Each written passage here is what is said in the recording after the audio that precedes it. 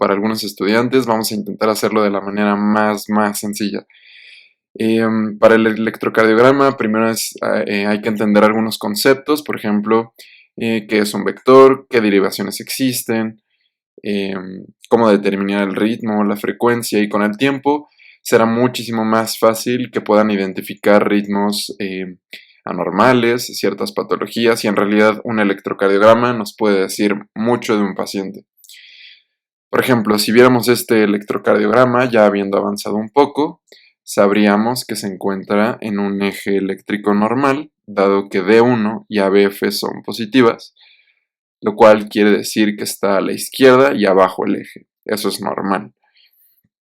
Ahora, sabríamos que la frecuencia es aproximadamente de 300, 150, 100, 75, aproximadamente de 60, 65 latidos por minuto, que existen ondas P, complejos QRS normales y ondas T sin ninguna anomalía. Bien, al inicio es complicado hacer esta interpretación de manera rápida, pero el objetivo es que al final de este video ustedes sepan hacer exactamente lo mismo. Entonces iniciamos. Primero tenemos que saber qué derivaciones existen. Existen las derivaciones bipolares y unipolares. Esto quiere decir que van de un polo a otro, y estas están presentadas de este lado. Por ejemplo, las derivaciones bipolares, como D1, que estaría representada aquí arriba, D1 va desde el brazo izquierdo, que está representado aquí, hasta el brazo derecho. Esta PI quiere decir pierna izquierda, y esto no es nada más que donde se conectan los electrodos en el paciente. Entonces, la sumatoria de estas fuerzas nos dan la derivación D1. Brazo izquierdo, polo positivo, brazo derecho, polo negativo. Ahora, del brazo derecho a la pierna izquierda existe una segunda derivación, que es la derivación D2. ¿Ok? Y por último tenemos la derivación D3, que se encuentra de este lado. Estas llevan dos polos, son bipolares. Ahora, si tomáramos el centro y de aquí trazáramos estas líneas directamente hacia el brazo derecho, izquierdo o la pierna izquierda, nos encontraríamos con otro tipo de derivaciones, que son las derivaciones aumentadas. Es decir, ABR, la R de right o brazo derecho, ABL, que se dirige hacia el brazo izquierdo, y por último ABF de foot, que es el la pierna izquierda. Entonces esas siempre van a ser nuestras referencias para partir nuestro plano cartesiano en 4, ¿no? Ahora, si se dan cuenta, estas derivaciones pues tienen su nombre, o sea, derivaciones frontales.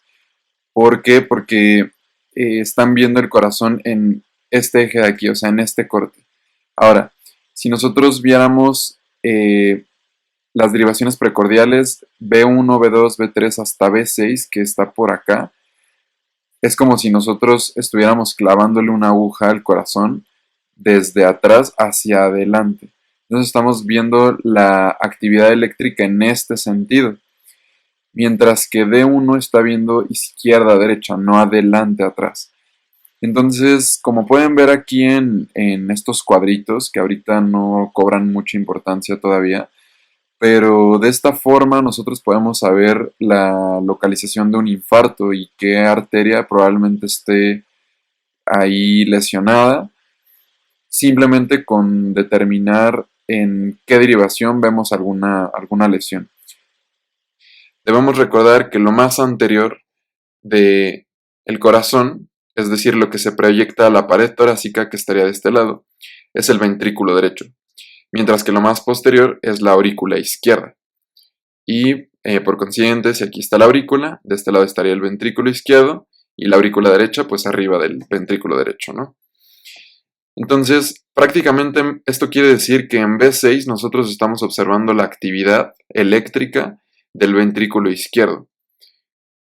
y de B4 a B3, que les llamamos precordiales de transición, estamos viendo un desfase que existe entre el ventrículo izquierdo y el derecho, es decir, lo que ocurre entre los dos. Y B1 y B2 prácticamente estamos viendo el ventrículo derecho. Lo primero que ocurre para la despolarización normal del miocardio es que las aurículas se despolarizan. Esto, recordemos que las aurículas en un estado basal se encuentran con cierta negatividad, dándonos un potencial de membrana en reposo, que oscila entre los menos 75 y los menos 90 milivoltios. Ahora, cuando alcanza un umbral, tenemos que se puede dar un potencial de acción y esas células alcanzan una carga positiva en su interior. Entonces, se podría decir que conforme va avanzando la actividad eléctrica nos va generando este vector que está aquí. Ahora, la sumatoria de toda esa actividad es registrada por un galvanómetro, ¿okay? Que es el aparatito, básicamente, que utilizamos para el electrocardiograma, es el electrocardiógrafo. Entonces, toda carga positiva, en este caso, este vector lleva en el frente una carga positiva, dado que todo se está despolarizando. Toda carga positiva que se acerque a nuestro galvanómetro nos va a generar una onda positiva. Y a esto nosotros le conocemos como onda P, que está representada de este lado con un 1, que representa la activación de las aurículas. Posteriormente existe este espacio, representado con un 2, que es un retraso fisiológico, es decir, esto es normal, que es el tiempo que se tarda el estímulo en pasar de las aurículas hacia los ventrículos. Posteriormente, el vector septal nos ayuda a despolarizar el septum interventricular y como se pueden dar cuenta, la siguiente onda que tenemos es negativa. ¿Esto por qué ocurre si esto lleva una carga positiva? Bien, esto es debido a que este vector se está alejando del galvanómetro, entonces nos está dando una onda negativa, que también podríamos llamarla onda Q. Recordemos que toda deflexión negativa después de una onda P es una Q. Posteriormente tenemos esta positividad grandotota que representa al cuarto evento, que es el vector de la pared libre del ventrículo izquierdo, que despolariza todo el ventrículo izquierdo. Y es un vector muy grande debido a que el ventrículo izquierdo tiene mayor músculo que el ventrículo derecho. Ahora, aquí se podrán preguntar, bueno, ¿y la activación del ventrículo derecho dónde queda en el electrocardiograma? Bien, en realidad ese vector sí se encuentra aquí, pero está opacado por este vector que es más grande del ventrículo izquierdo. Entonces, el ventrículo derecho en realidad también se encuentra dentro de esta onda, que le llamamos también onda R. Ahora, para simplificar un poco este vector, algunos le han llamado el vector 2i, I de izquierdo, y a este el 2d, D de ventrículo derecho. Bien, posterior a este evento, el cuarto evento, tenemos otra vez una deflexión negativa, que es una onda S, en la que se despolariza la base ya únicamente de los ventrículos, es decir, sigue más o menos este movimiento. Baja, sube y se despolariza la base. A este se le llama vector basal número 5 y como se está alejando de nuestro galvanómetro, lleva una onda negativa.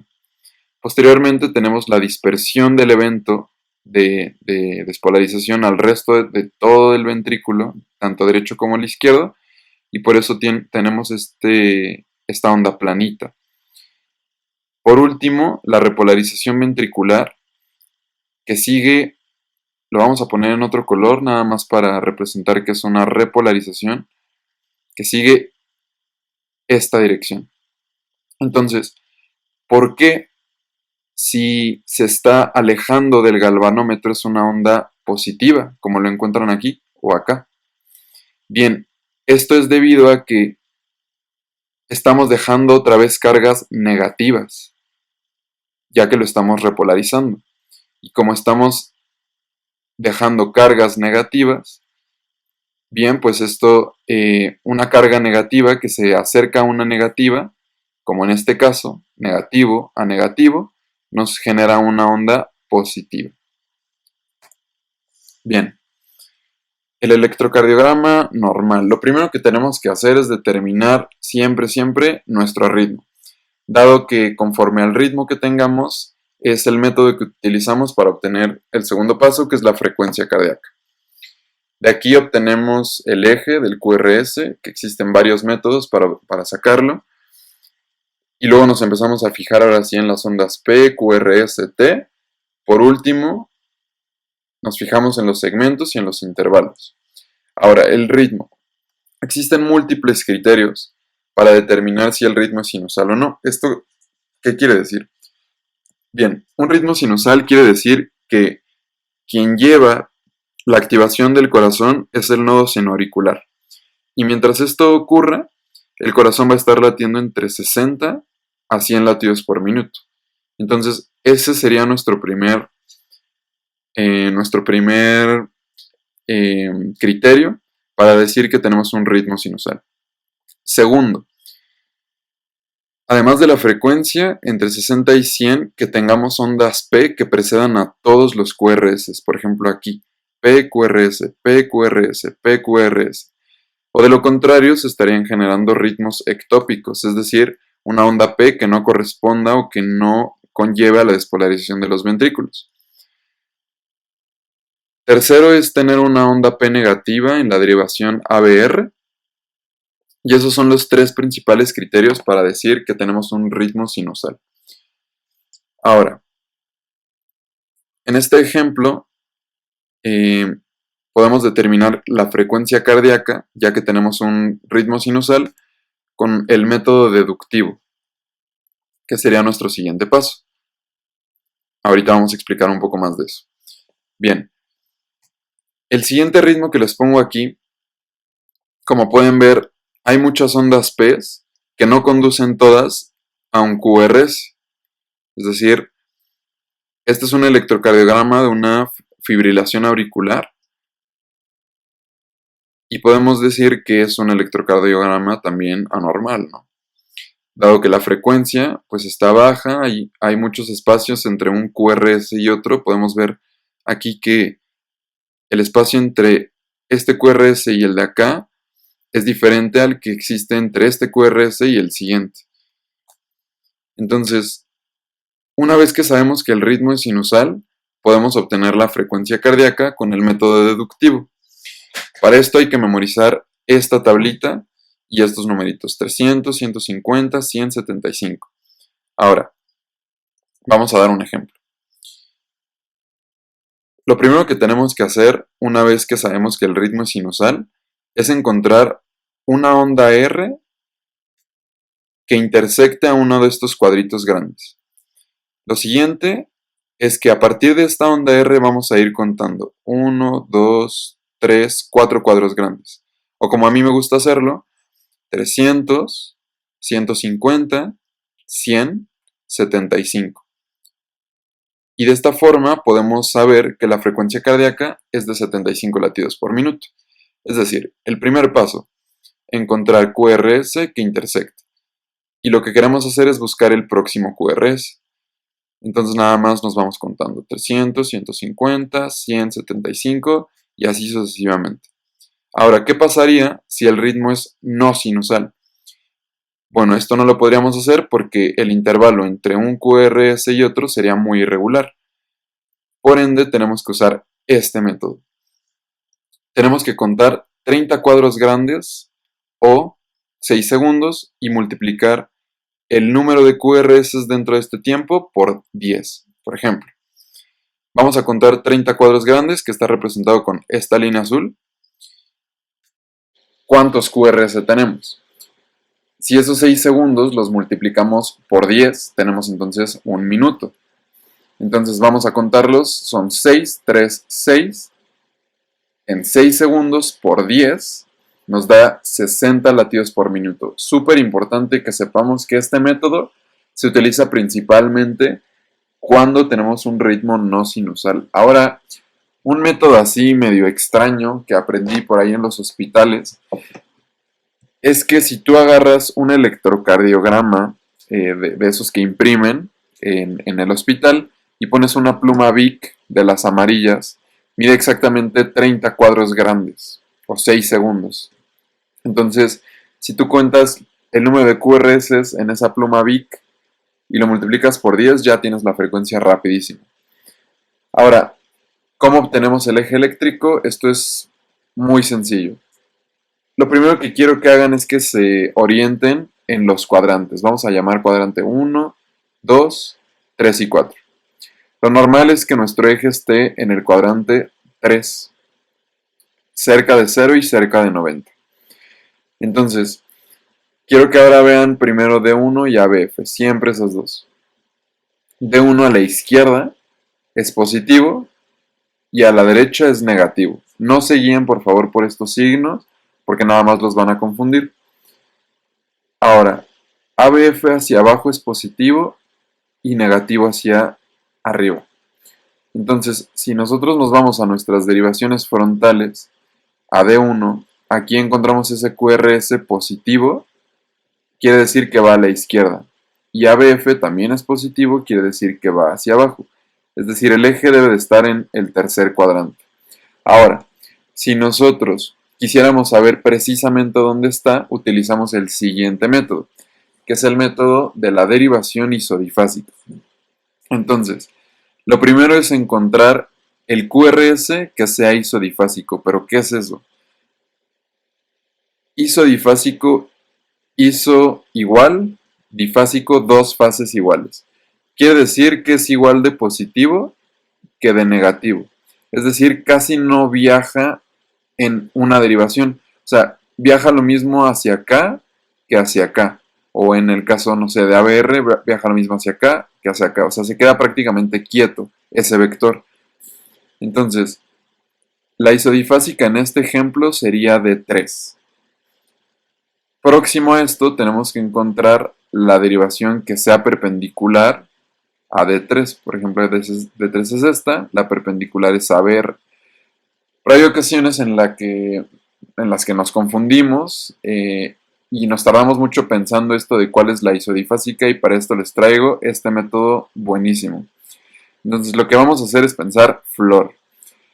La perpendicular de la derivación ABF es de 1, de ABL es de 2, la 1 cuenta, y de ABR es de 3. Entonces rapidísimo.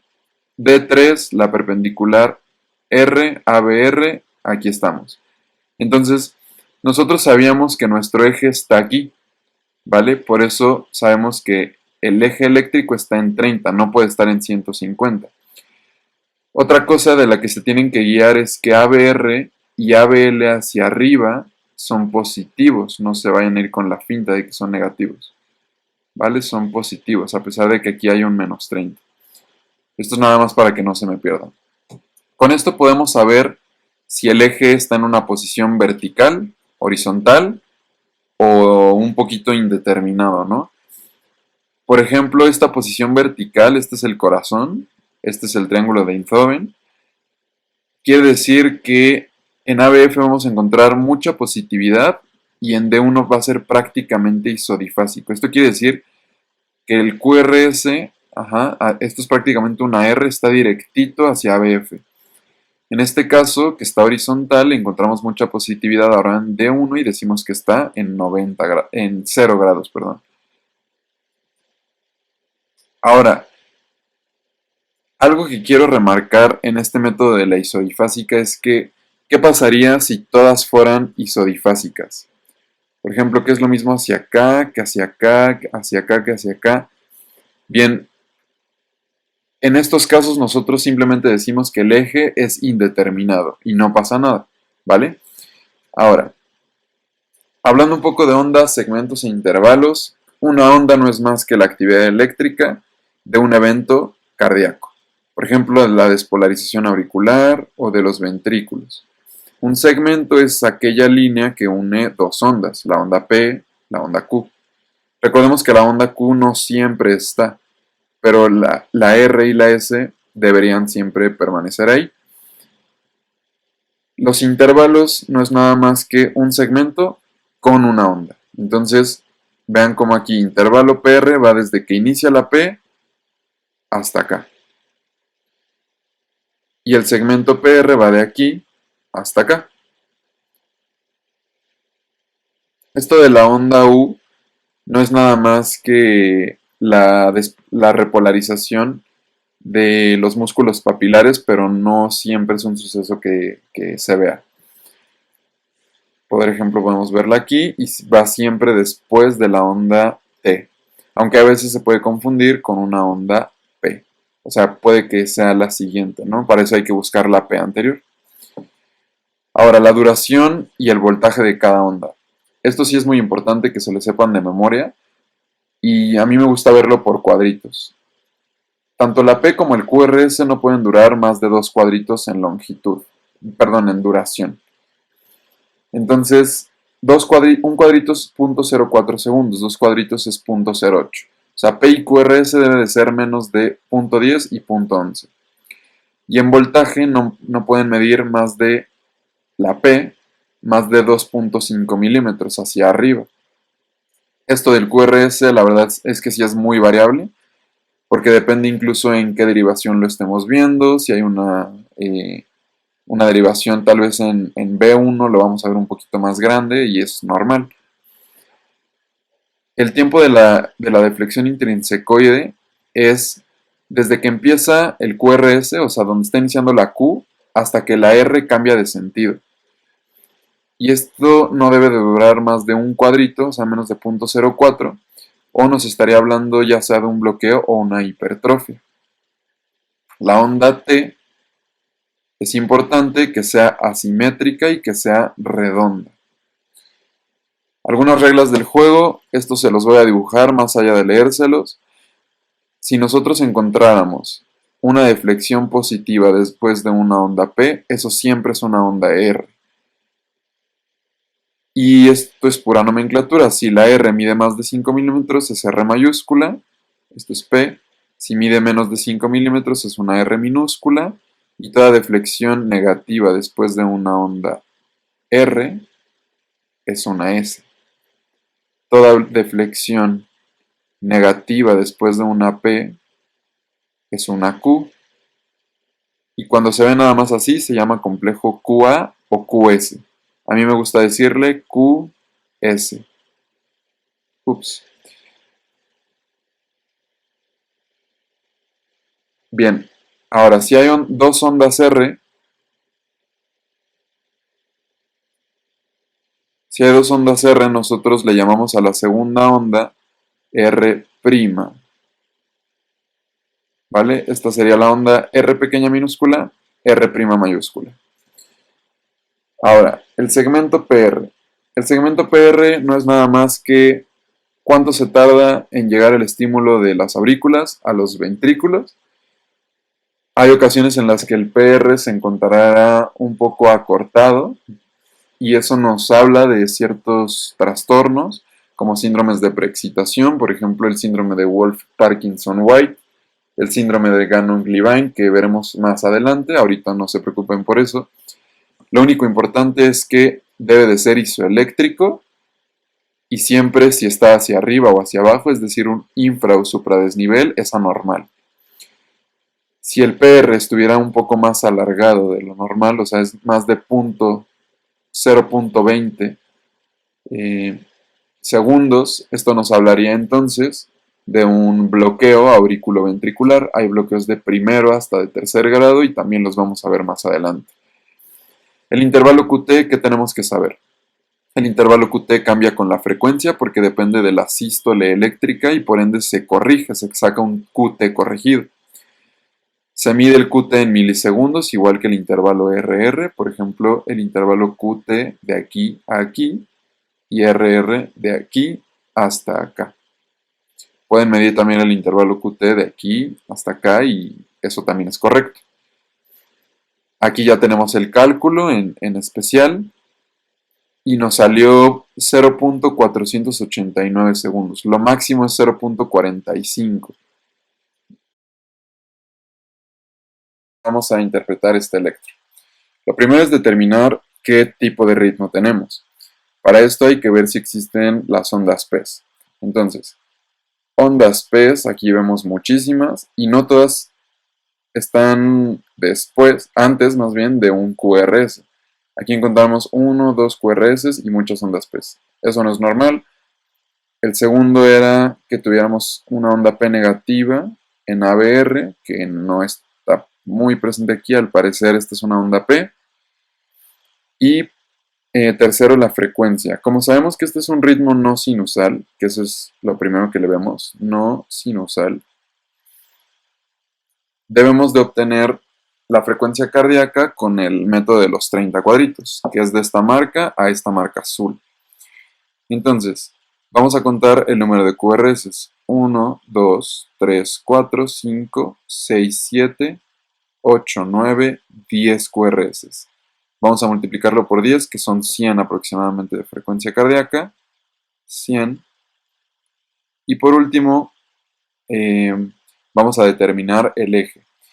Aquí les dibujé un plano cartesiano para facilitar las cosas. Podríamos utilizar el método de la isodifásica, ya que aquí encontramos una muy fácil. Aquí hay una isodifásica en la derivación D1. Vamos con la perpendicular, nuestra mnemotecnia flor. D1, la primera letra que es F. Entonces la perpendicular es ABF. ABF es positiva, entonces está hacia abajo. Está en 90 grados. Ahora, si nosotros dijéramos, bueno, la frecuencia está bien, el eje está bien, pero el ritmo es no sinusal, entonces es un electro anormal. No tienen que saber todavía qué es, solo tienen que saber identificar qué es anormal. Este es un electro probablemente, más bien, de una fibrilación, no probablemente. Esto es una fibrilación auricular. Siguiente. Vamos a hacer el mismo proceso. Vamos a orientarnos en el plano cartesiano. D1 está hacia la izquierda. ABF se encuentra hacia abajo. Por ende, nuestro eje eléctrico debe de estar en este cuadrante. Si quisiéramos saber cuál precisamente, les voy a dar un tip. Cuando ABR esté negativo, es casi seguro que el eje está en 30 grados. Por ejemplo, la masa isodifásica aquí es de 3. La perpendicular a D3 es justamente ABR. Como es negativa, sabemos que está hacia aquí, no hacia acá. Entonces el eje es 30 grados. Bien. Posteriormente, habría que analizar segmentos, intervalos. Aquí creo que lo que más nos llama la atención, lo que más nos llamó la atención de este electrocardiograma es que existe un infradesnivel del segmento ST. Si ven, aquí como que se cuelga esa onda T y no vemos una onda S muy clara.